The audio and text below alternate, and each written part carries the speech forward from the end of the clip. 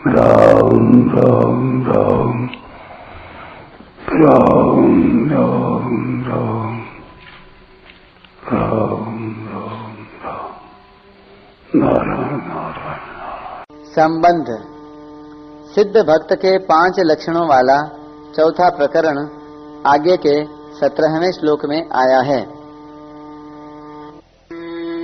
यो न हृष्यति न द्वेष्टि न शोचति न कांक्षति शुभाशुभ परित्यागी भक्तिमान्य समे प्रियः।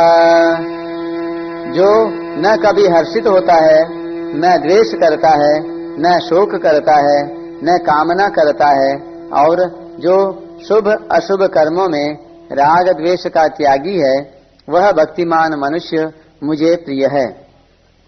व्याख्या। यो न हृष्यति न द्वेष्टि न शोचति न कांक्षति। मुख्य विकार 4 हैं, राग, द्वेष, हर्ष और शोक। प्रचलित भाषा में किसी की मृत्यु से मन में होने वाली व्यथा के लिए शोक शब्द का प्रयोग किया जाता है, परंतु यहाँ शोक शब्द का तात्पर्य अंतःकरण के दुख रूप विकार से है।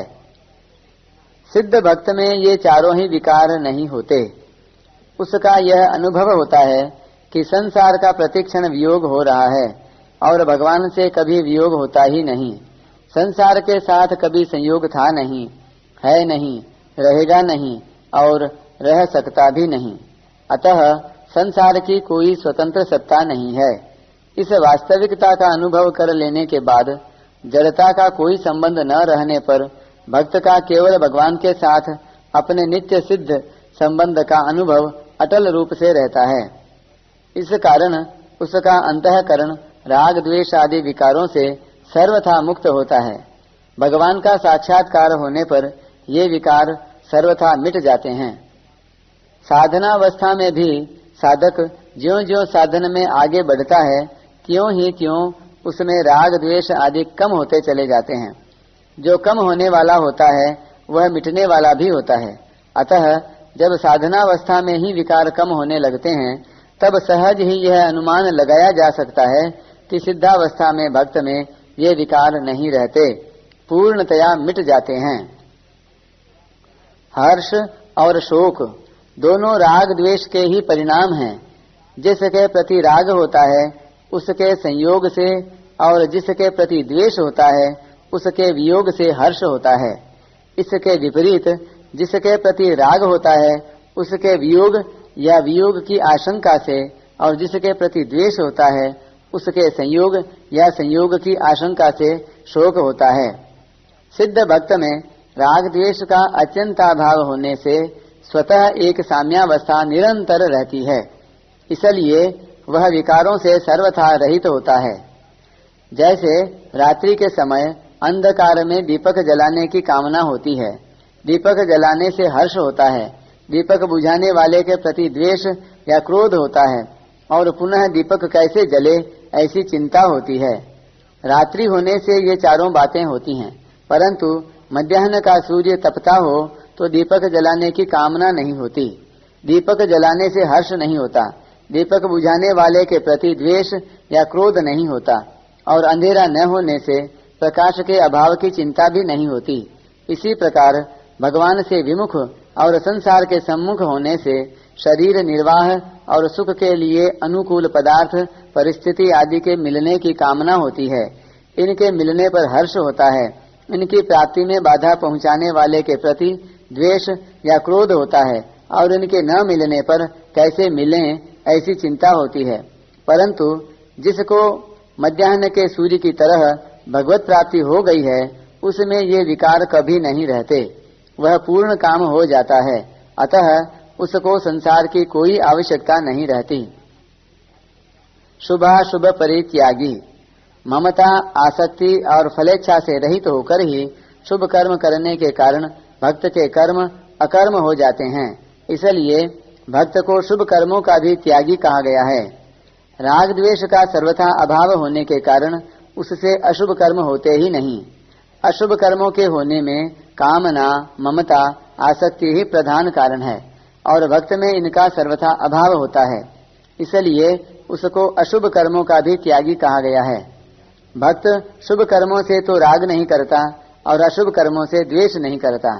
उसके द्वारा स्वाभाविक शास्त्र विहित शुभ कर्मों का आचरण और अशुभ यानी निषिद्ध एवं काम्य कर्मों का त्याग होता है, राग द्वेष पूर्वक नहीं। राग द्वेष का सर्वथा त्याग करने वाला ही सच्चा त्यागी है। मनुष्य को कर्म नहीं बांधते, प्रत्युत कर्मों में राग द्वेष ही बांधते हैं। भक्त के संपूर्ण कर्म राग द्वेष रहित होते हैं, इसलिए वह शुभाशुभ संपूर्ण कर्मों का परित्यागी है।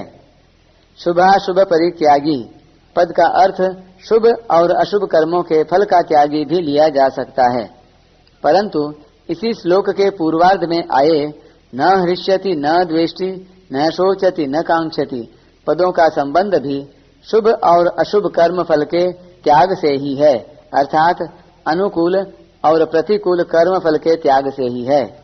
अतः यहाँ शुभाशुभ परित्यागी पद का अर्थ शुभाशुभ कर्म फल का त्यागी मानने से पुनरुक्ति दोष आता है, इसलिए इस पद का अर्थ शुभ एवं अशुभ कर्मों में राग द्वेष का त्यागी ही मानना चाहिए।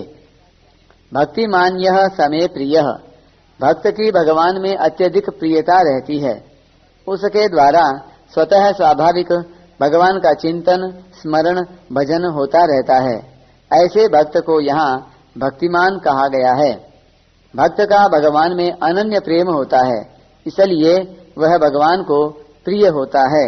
परिशिष्ट भाव हर्ष हृष्यति और शोक शोचति, राग कांक्षति और द्वेष द्वेष्टि, ये द्वंद्व हैं। भक्त में कोई द्वंद्व नहीं रहता, वह निर्द्वंद्व हो जाता है। नारद भक्ति सूत्र में भी आया है, यत् प्राप्य न किंचिद वांछति न शोचति न द्वेष्टि न रमते नोत्साही भवति।